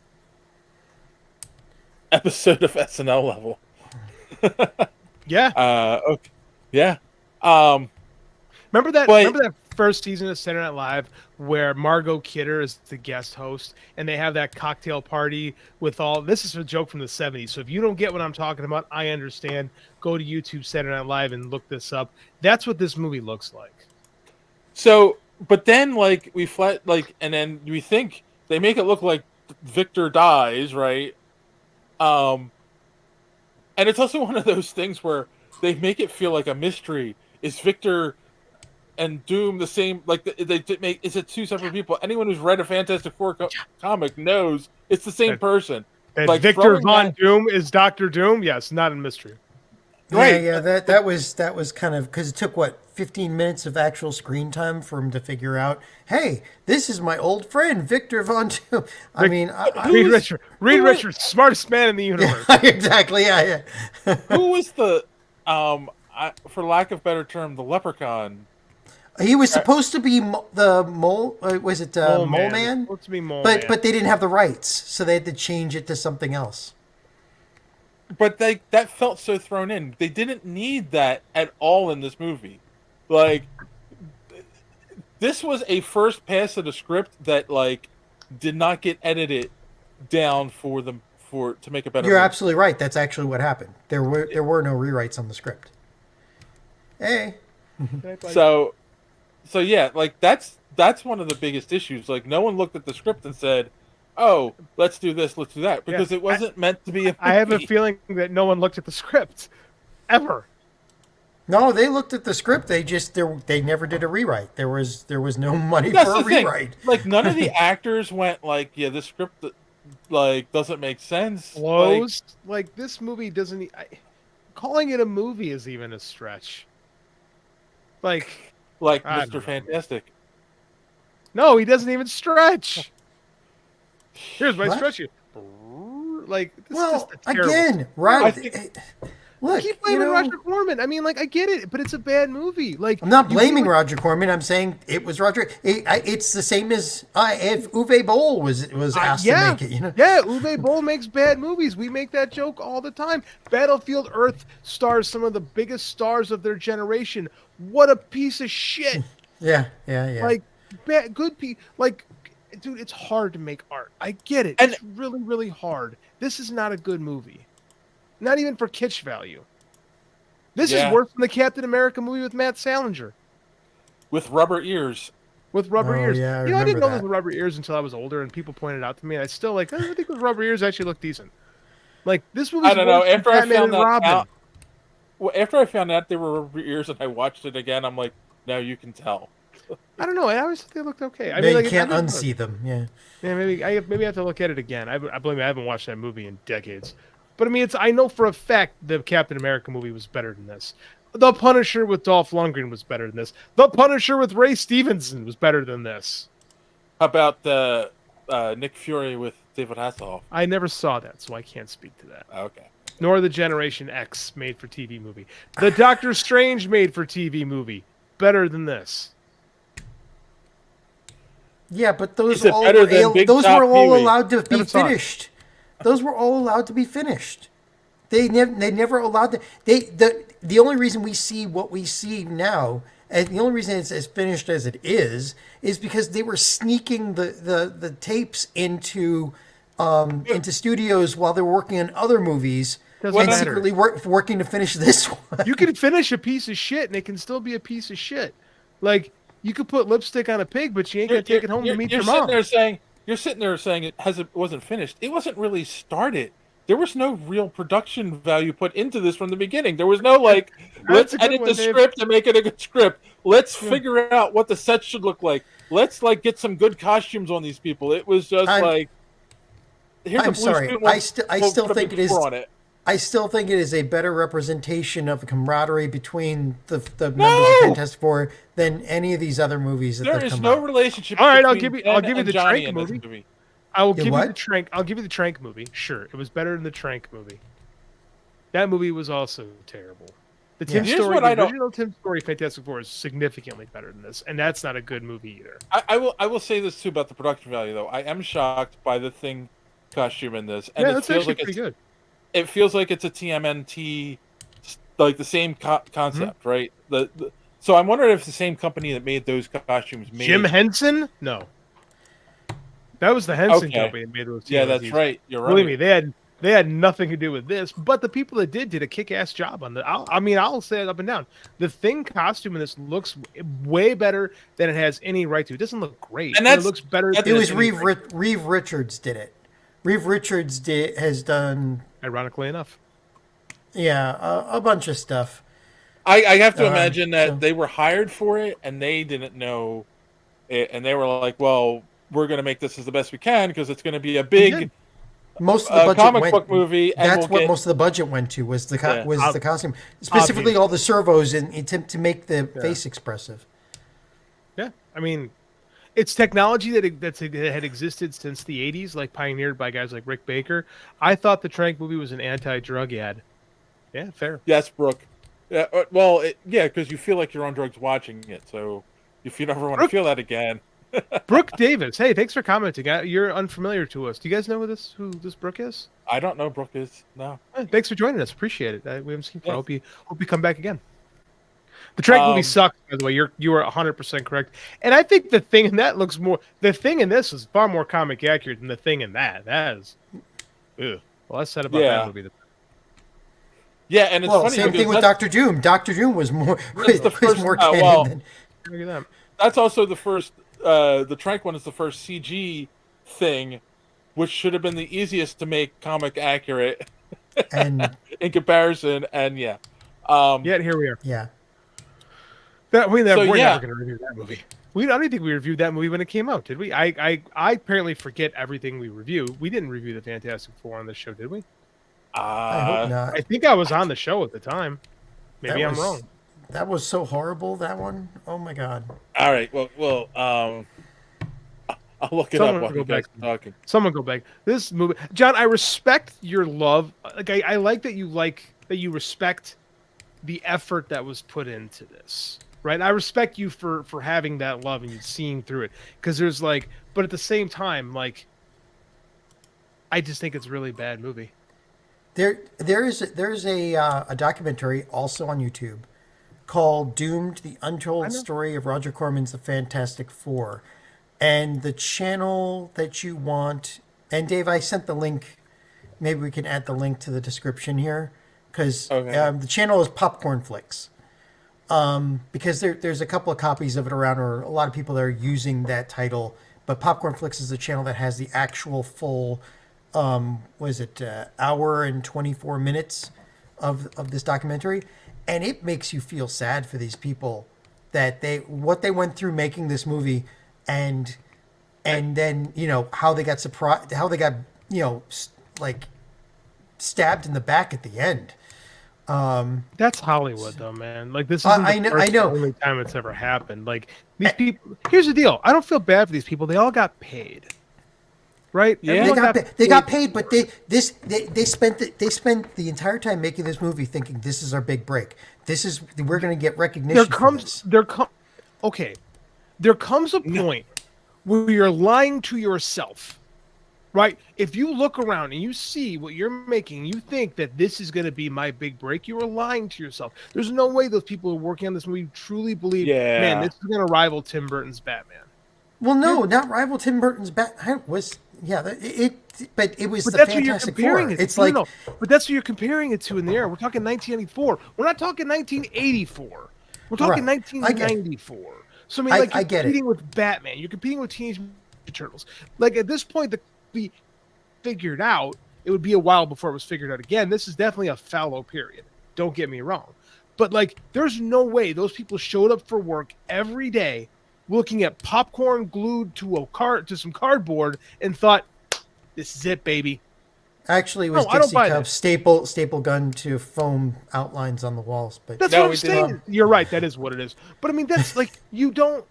That's literally you're what lying. it was. That was in the you're, documentary. you're smoking the copium at this point. You know, you're capping. Like you're fooling yourself. There's no way. The copium. But still, like, copium, you like that? I'm on the internet. But still, like, you know, like it would have been something, but to have nothing at the end of it, you know, not even allowed to have a copy of it to show to the next person when they go. That's a great one, Throg Kill, in those Thing 1, Thing 2 type costumes. Oh, God. No way they thought it was going to pop up. Yeah, they're full of shit. And if they believed it, they're dumb. And I feel sorry for them for being dumb. So watch the documentary. I'd like to hear what your thoughts about it. I've seen Doom. I'll say this. Everyone who was making Star Wars didn't think it was going to be a hit. They thought it was garbage. Yeah. So what I'm saying is that I feel like actors more often than not, when they're making a movie, they're like, if anyone comes see this, right, we'll be lucky, right? Because let's put it this way. Who in the movie is a name? You know? Right, but in Star Wars, nothing had been done like that before. I mean, the only other movies, sci-fi space movies like that, were like Battle Beyond the Stars and other crap like that. So they of course they didn't think it was going to wear. But this was the Fantastic Four. They thought, you know, they thought maybe this would be, you know, a step up again because it's the Fantastic Four. Now, again, it's also 1994. So if Marvel's going to make a movie where you're like, oh, this is guaranteed hit, it's X-Men. Because that was the book. Or Spider-Man. Or Spider-Man, but yeah, like well, they'd already done the Spider-Man, and it was horrible at that point. So. Oh, the Nicholas Hammond one. I mean, like, 20 years earlier, like, or 15 years earlier. Like, that's the thing, and this is the era. Like I said, it's Starlog. You go on Starlog, Gary Oldman and Dracula looked in the mirror and said, "Fuck yeah, that's true. Yeah, it's true." Gary Oldman, yeah. Which but part? That's Gary Oldman. Oldman's so good. Yeah, well, Gary Oldman just knows. Actually, he just said he was in a movie. Yeah, he said he sucked in the Harry Potter movies. He actually truly believes he was not good in that. Yeah, he's really good in that. He's good in those movies. He can't not be good. Gary Oldman is just talented. You could just pay him to read the menu, and he'd be like, you know, chicken fried rice, and you'd be like, yeah, chicken fried rice, man, fuck yeah. Like, but that's the thing. Is like this movie, like, yeah. Gary Oldman, that's a great example. Gary Oldman looked at the butt he had on his head and could have easily gone, I have a giant butt on my head. I look ridiculous. He didn't. He looked and saw Francis Ford Coppola over there and be like, this is going to be something. And it was. You know, Francis Ford Coppola's Dracula is interesting, but it's successful. Yeah. And there's no way anybody who worked on this movie truly believed it was when the most known actor is the kid who was in The Boy Who Could Fly, a forgettable film about 5 years earlier. Like, it's just, we're fooling ourselves. We're fooling ourselves even entertaining. Look, regardless of what you think about them, they were desperately trying to advertise. They were going to and Roger Corman gave them like 1,000 headshots and other pictures that they were supposed to, you know, bring with them to these conventions so that they could get do signing things and such, and then all of a sudden they were told to stop, and then a cease and desist letter was sent to them. Yeah, because they made a shitty movie. I'm sure if they would have, because Warner Brothers did a deal behind the scenes with Constantin to start work on the big budget Fantastic Four movie, and Constantin didn't. First off, Warner Brothers heard about the other movie and said, "We don't want this thing out when we're about to put out another Fantastic Four movie." Right. And so everybody literally, because it's Hollywood, everybody said, "Let's kill this thing." And it's not just, it's Avi Arad too in Marvel. Avi Arad and Marvel didn't want this thing either. Brooks says they were trying to save the record store like an Empire Records. Yeah, very similar. Yeah. What was the name of the bad guy in Empire Records? Rex Manning. It was Rex Manning Day. At what time does the stream end? I don't know, man. It just kind of does. When we run out of things to talk about. When we run out of time, we'll get there. When John and JD stop fighting. I'm not really fighting. I'm just like, I really, I respect that you like the quaintness of it. I do. I just see this and I'm like, this is this is some like it's Roger Corman, man. I mean, like I don't know how anybody jumped on this and said, you know, who's involved in this movie? Roger fucking Corman, gonna be a hit. Like, And you knew what you and were it was the signing up biggest. for. It was the biggest budget thing he ever did, and it's the only thing he never released. Because $1 million is nothing. In 2024, $1 million is nothing. In 1994, $1 million was nothing. That's not even a budget. It was definitely a nothing, micro right? budget. Like, okay. Well, The in same- 1994, they hold could on. have made Godzilla -1. Fair. In the same year, Robert Rodriguez with $35,000 makes El Mariachi by himself, no crew, and that fucking rules. Yeah, it So did. I don't want to hear it. I don't want to hear it. They knew what they were getting. They signed a deal with Roger Corman. I know. It's like signing a deal with Uwe Boll. I got it. But he's known for that and has been known for Okay, that since the 60s. Just for comparison, the 1989 Batman budget was $48 million. Hey, hold on. Mike Gilbert says El Mariachi fucking owns. That's right, sir. He did. We have the recording overtime as soon as we're done with this. Thanks, Mike, for popping in. And Thornkill said they just needed that John Hughes soundtrack. That actually kind of would have been great if it had a John Hughes soundtrack. It was the soundtrack that what is it? Oh shoot, who were their names? It's fine. The soundtrack wasn't bad at all. I mean, you know, they overspent. Yeah, David and Eric Wurst did the music. Should have had like, dude, Hans Zimmer is one dude in the keyboard. I know you hate him with all your heart and soul, John, but he's a dude. How dare in the you keyboard. bring up his But he's cursed name? better than this. So here's another thing, right? It's like, this movie, like, because it's so low budget, it gives like bad horror movie film vibes at times. Because it's Roger Corman. That's what he did. That's Yeah. Roger Corman. He made a movie with Jack Nicholson and Basil and Boris Karloff called The Terror. That was awful. It's absolutely awful. Because that's what he makes. Bad movies. Hughes went to Wax Tracks in Chicago for his music. Yes, he did. Yeah.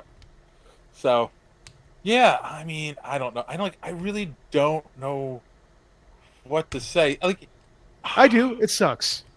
Yeah, I mean, the CG. It's still worth a watch to see what it could have been. It's not like bad as in don't ever watch it because of the story behind it. Okay, like the best thing would be grab some popcorn, watch this, and then watch the Doomed documentary, and then you know. But there's better things to watch. Like life is short, right? Life is short. We're only here for a brief amount of time. Like, and the fact that we had to watch this movie, I know 90 minutes of my life that I'm never going to get back to, and I've already wasted 90 minutes of my life on this. I knew what I was getting into, and I did it again. Because I'm an idiot. Let me ask the filmmaker here in the room: are there bones in this movie that could be salvaged to make a good Fantastic Four movie? Define bones, like no. The concept of the story. Could you rework it a little bit? They ripped off Jack Kirby. Like, of course the bones are there. Like, you're talking about the biggest comic genius of all time. But I can watch the RoboCop doc. Yeah, I probably could too, actually. Well, that's what the writer of the script actually. The first thing he did was he went and got the earliest issues of Fantastic Four to know what it was about. That's what you should do. You should steal from Jack Kirby liberally, as people have been doing it for decades. So yeah, the bones of this story are taken from the greatest genius to ever grace comic books. Yes, I will admit to that. No, the movie fucking sucks. Okay. It's a bad movie. Yeah. That's okay. That's okay. It was supposed to be. It did what it set out to do. Right? Yeah. Roger Ebert always says you judge a movie by what its goals are and what it's trying to accomplish. Like, I didn't even this movie does what it's supposed to do. Its goal was to not exist. That's the problem. It's a hostage situation. Yeah, pretty much. This movie is a hostage situation. Give us a script, or give us money, or we'll put this thing out. Okay. Here's a check. The end of this movie also got me too, right? Like, got me bored. Reed is holding Doom's hand over the wall of the castle that's up on a cliff. So corny. And his glove comes off or his hand comes off. John, are you talking about or Dave, are you talking about the ending they ripped off from Batman '89? You're right, but he falls and you don't see the body, right? So because that would have cost money. But yeah, then much like Skeletor in Masters of the Universe, another movie that had no budget that was better than this. Actually, I don't think the actor who played Doom actually did that scene where he falls. I think they added that in one of their secret post sessions. So when Ben Grimm is on the streets, that wasn't the actor playing Ben Grimm in the suit.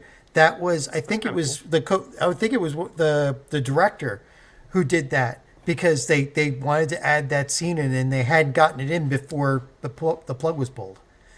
So James Cameron on the making of the first Terminator movie, him and Arnold Schwarzenegger grabbed a camera and went out and shot stuff, just the two of them. Yep. You can make a great movie with no money. You can make a legendary movie with no money.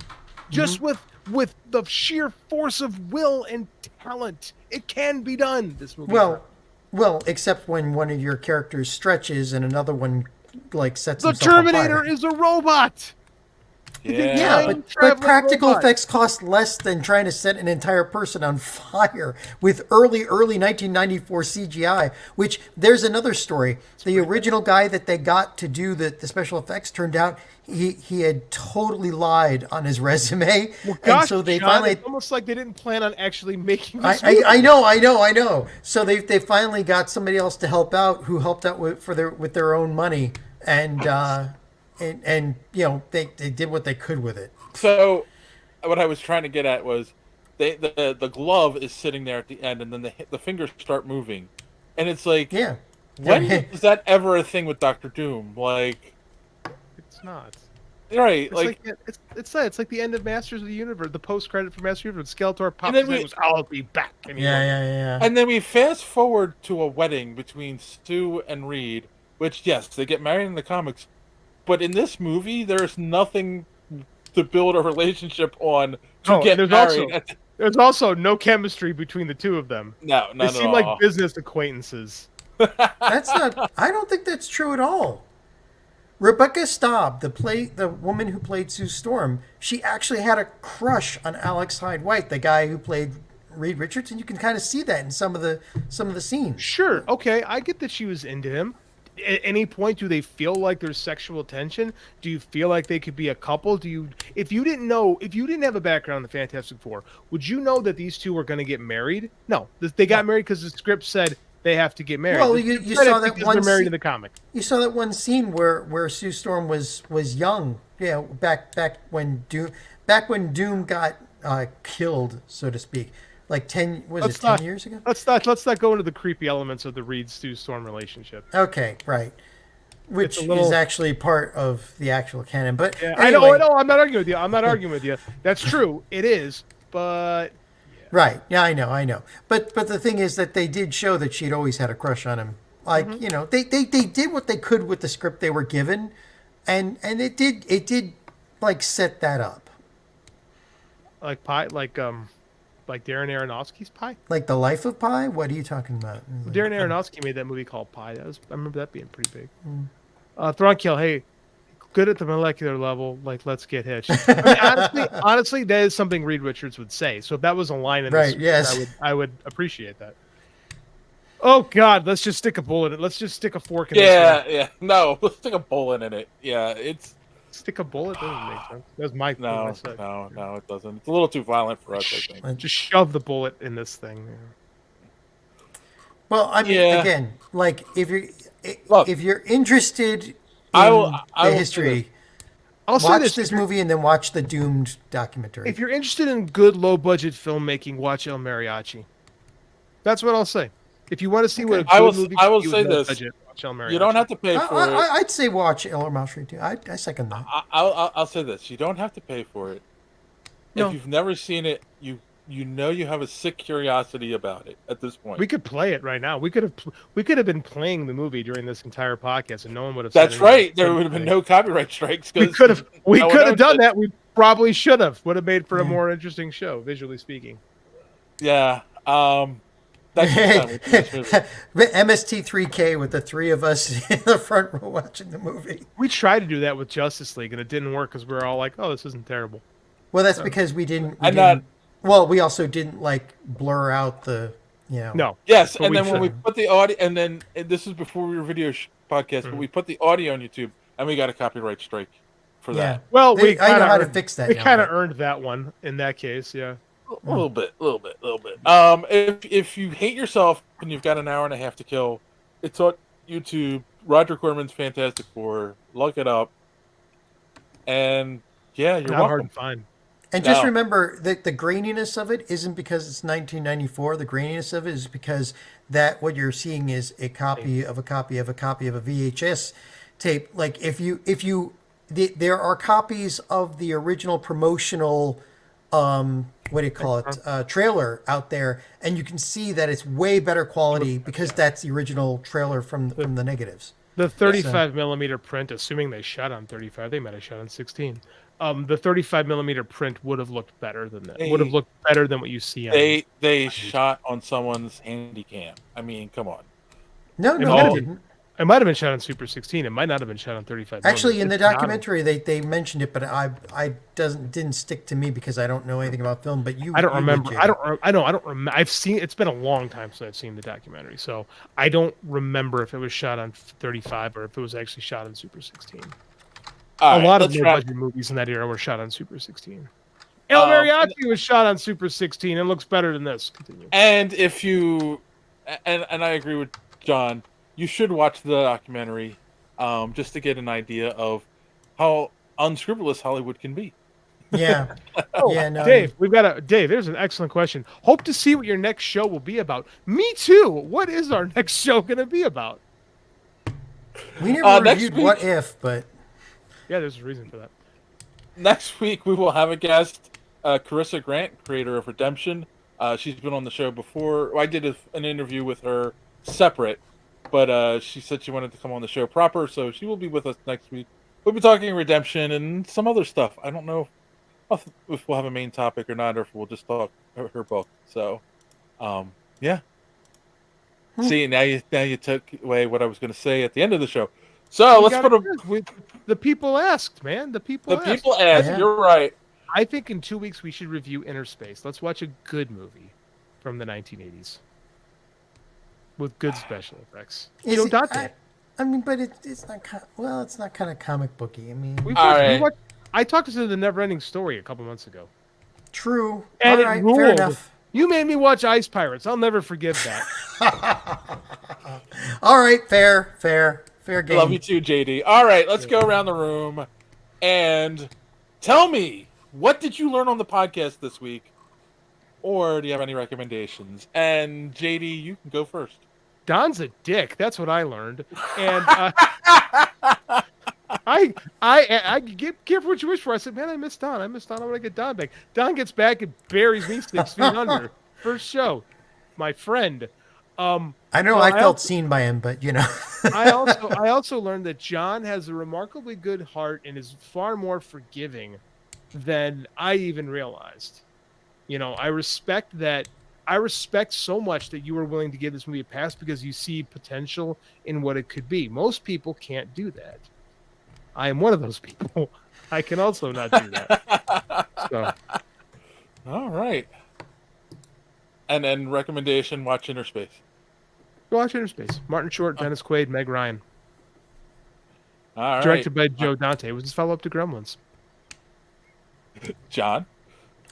Well, I mean, watching the Doomed documentary about this movie, every time you say Doomed, I think you're saying Dune documentary, and it throws me off. I know, right? Yeah, Doomed, the story of Roger Corman in the Fantastic Four movie. Now that I've watched that, like I feel, I kind of, like I know all the trials and travails that all the creatives have gone through because of COVID and all that, and I hear about the Hollywood calculations and how they do accounting and all that crap, but like this really is viscerally enraging to see the kind of crap that they do to people who are trying to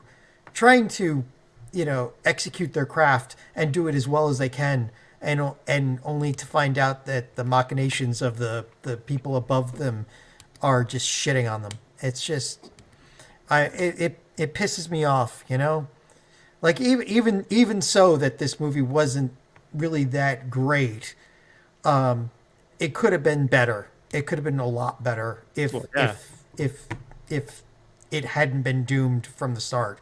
And and it's just like one thing in the documentary that got me was that they were many of the actors think that the negatives still exist. They're hoping they still exist because they can't imagine that people that are involved in the production of movies could actually take a lighter to a negative, because they're in the business of trying to create and protect cinema. That's such a naive outlook. I know, that's what I was thinking too, because like I've worked with executives in my field. Executives, they just don't have the same morals. I'm sure they put a lighter to that thing and just walked away like carefree. George Lucas has said if he has the time and money, he would smash every copy of the Star Wars Holiday Special, and I believe him. Yeah, I know. So anyway, that's what I learned. And then my recommendation again for anime is there's a new anime this season called Seventh Time Loop. And for yeah, JD, the entire title is Seventh Time Loop. The villainess enjoys a carefree life married to her worst enemy. Fucking love Japan. I love it so much. It's not the same kind of villainous trope that we've seen in a couple of animes over the last couple of years. This one's I feel like this one's really, really good and worth a look. So Seventh Time, take a look. Dave? James learned that he really wants to see Corman's Fantastic Four movie. Put it in your Google, man. You'll find it in seconds. James, it's on. I feel like we failed you tonight. That you didn't learn. You don't want to see this movie. I love James. He drew me tall. I'll never. I was about to say that will never not make me happy. And I will say that knowing you, James, it doesn't surprise me. Just watch the documentary after it, James. Like it's well worth the extra time to watch that and see what went on behind the scenes. It's really interesting, to say the least. Okay, I learned that if Don is aiming at John, you better get out of the way because you might get sideswiped like JD did. Kidding. God damn. Friendly fire. No. Yeah. Not so friendly fire. Well, I got it. It's like the end of Juice. I got shot. I also learned that maybe John's taste is a little questionable. No, we just learned that. We already I know. Yeah, I mean that's like the lifeblood of the show. Recommendations. I don't have any real recommendations this week. Other than check out Interspace because I think we are going to be doing that. Check out John's T-shirt. What are you doing? Oh my God. We also learned that we should get a Discord channel. Oh yeah. What? I don't even know what I'm looking at. What is that? It's Discord from My Little Pony. This is a nerd podcast. This is a nerd podcast. So, like, I shouldn't pass judgment about anything we ever see. But like, John, you push me sometimes, man. I'll give you credit. You push me. See, I've had the Fantastic Four behind me all show because we're talking about the Fantastic Four, and he pulls out My Little Pony. I'm a selfish motherfucker. I got my own stuff behind me. Like, I have my art. I have my thick books. So these are my things. Hey, everything back over here. Where is it? There. That's all Dungeons and Dragons stuff. So. Oh, please don't start there. I'm begging you. All right, 40 years of Dungeons and Dragons I stuff. believe. I know. Literally. I believe. Oh, I know. I've had the conversations with you. I 100% believe you. I recommend that if you're watching this and you're not subscribed yet, click that subscribe button. Click that bell for notifications so you don't miss us We go live every Sunday at 8:30 p.m. Eastern right here on this channel. And make sure you're going to superheroespeak.com where you can find the podcast every week. Links to all our social media at the top of the page. Comic book reviews by Chris, and of course, old ones by Don. Check those out. And there is a new review by Chris that will be going up this week. He's back into the swing of things with What's that. he doing? Do you know? I have it. I thought you knew. I wouldn't. If I had known this was going to call you out and put you on the spot, I would not have asked this question. Thanks. I just Thanks. assumed you knew. So I just thought you knew. My bad. It is Ninjak Super Killers #2. Valiant, cool. Yes. So there you go. That will be going up probably tomorrow when I have some time. All right. And then don't forget to join us next week. We will be joined by Carissa Grant, creator of Redemption, and that should be a fun conversation. So, on that note, as always, hold on, I got to get set up here. Thanks for watching. Don't let your cape go out the door. Have a good week.